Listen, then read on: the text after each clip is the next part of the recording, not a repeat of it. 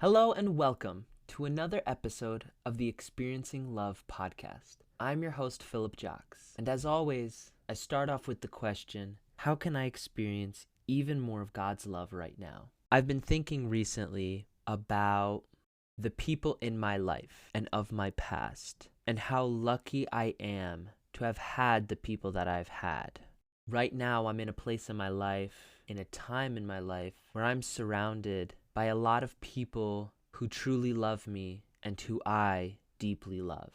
I've always been fortunate enough to be surrounded by people, but there came a time in my life where that feeling of love was harder to come by. Back then, I had difficulty seeing love because a lot of times it wasn't love in the way that I was searching for. When I think of the 5 love languages, physical touch, quality time, words of affirmation, acts of service, and gift giving, I know that I lean towards physical touch and quality time.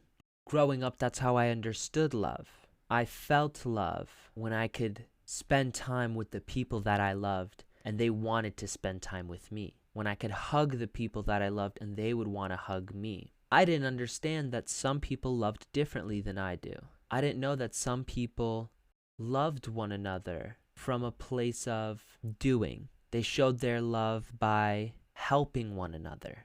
No love language is better than the other, but if there's a lack of understanding of those love languages, it could be easy to misinterpret the signs of love. For both of my parents, one of their top love languages is acts of service. You may be able to imagine what it would be like for someone in my position who valued physical touch and quality time to be met with acts of service. Now I see their love. Now I understand it. Yet as a kid, I couldn't understand what would drive my parents to work as hard as they did. I look at what they've done in their lives now and I see this complete and utter devotion to their families and to providing for their families and making sure that we as their children had everything that we've ever needed. And it could be hard for a young kid to understand that. Young kids just want their way. Learning to see the different types of love comes with time.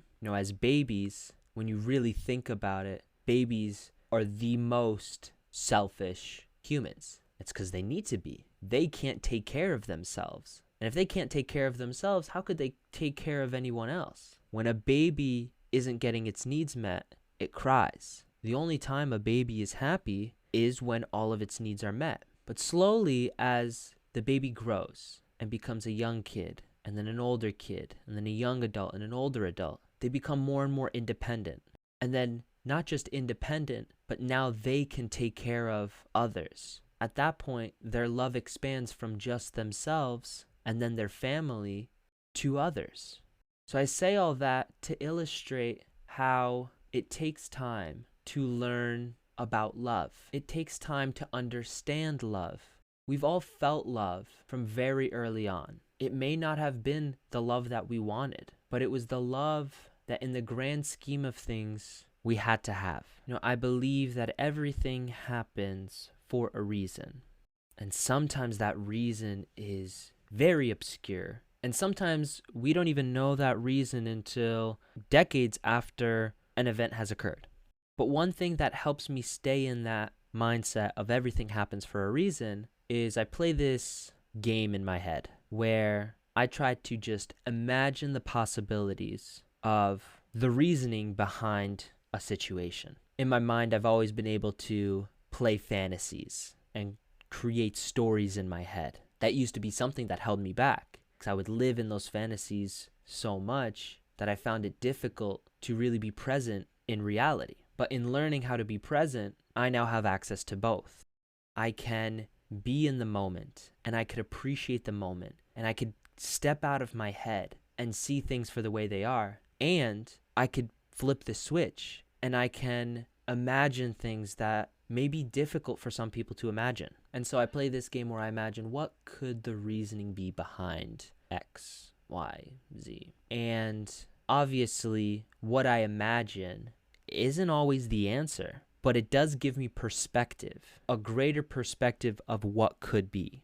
I think about the people in my life, especially those that have challenged me, those that have hurt me, those that played such an insignificant role from their perspective, but a life-changing role in mine. And instead of feeling like a victim and choosing to believe that I was hurt, I'm broken, I'm damaged, I will never overcome this, I'll never be better, I choose to see the gifts. I choose to love and to appreciate that person. Because sometimes I can imagine a world where that pain that I felt actually makes me into a much better person. All the pain that I've ever experienced has played a role in who I am today. I'm far from perfect, but I never strove for perfection, because perfection is actually the lowest standard you can strive for. Perfection is impossible. It's not realistic to be perfect. And so if you're always striving for perfection, you're giving yourself a natural pass that you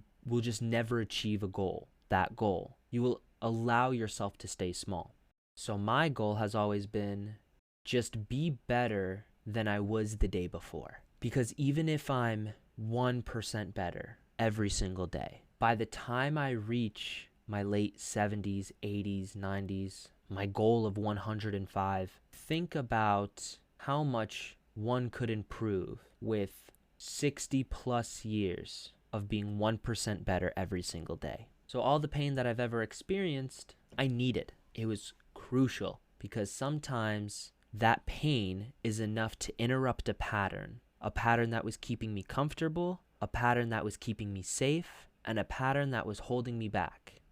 The pain is enough to interrupt that pattern, give me a chance to reflect, and gives me a chance to do something different, to make a different pattern, to make a different choice, to create a different outcome. A lot of what happens in life is just pattern, but a lot of the best things in life happen from moments of decision. We get to choose our patterns.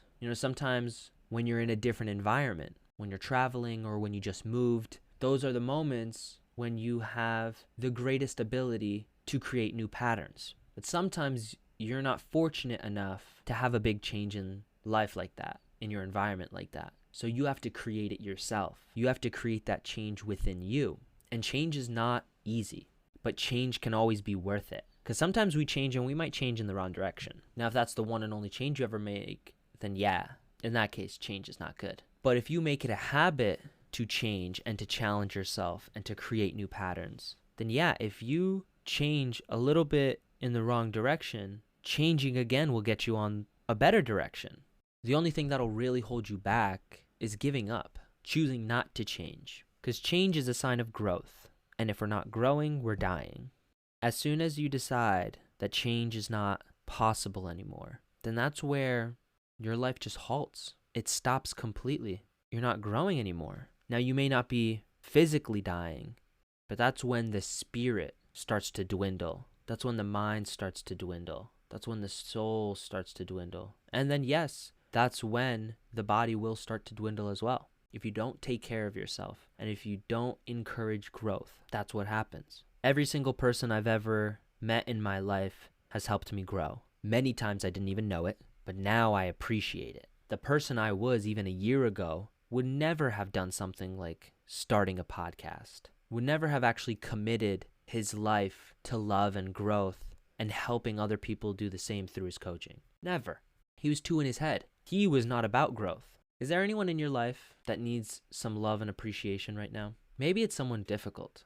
Someone that, you could just love and appreciate from a distance. You don't have to go out of your way to make a grand gesture, but you could take a moment and thank them for the gifts that they gave you. There's this practice called effective blaming. I learned about it at a Tony Robbins seminar. And it had to do with the fact that if you're going to blame someone for something negative, some negative influence or effect they've had on your life, then you also have to blame them for the positive that they did. And some people may say, but this person didn't do anything good for my life. All they did was hurt me and take advantage of me, and I hate them. And to which I usually say something along the lines of, oh, you must have had to become really strong to endure that pain. You must have become very wise to start noticing those patterns. And you must have been so courageous to do what you've had to do to get away from that. I blame those people for those good traits.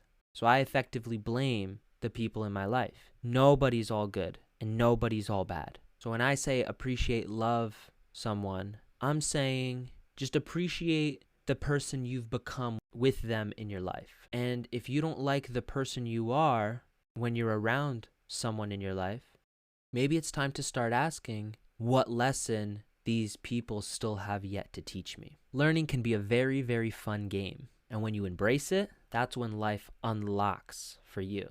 Thank you so much for listening to this episode. There are people in my life right now that definitely pose a challenge. And not because they're difficult, but because I got fears of my own. So I thank them. I thank them for being here. And I thank God for sending them to me. I wish you lots of learning, lots of growth, and lots of happiness. Have a safe and wonderful rest of your day. And I'll see you in the next one. I love you.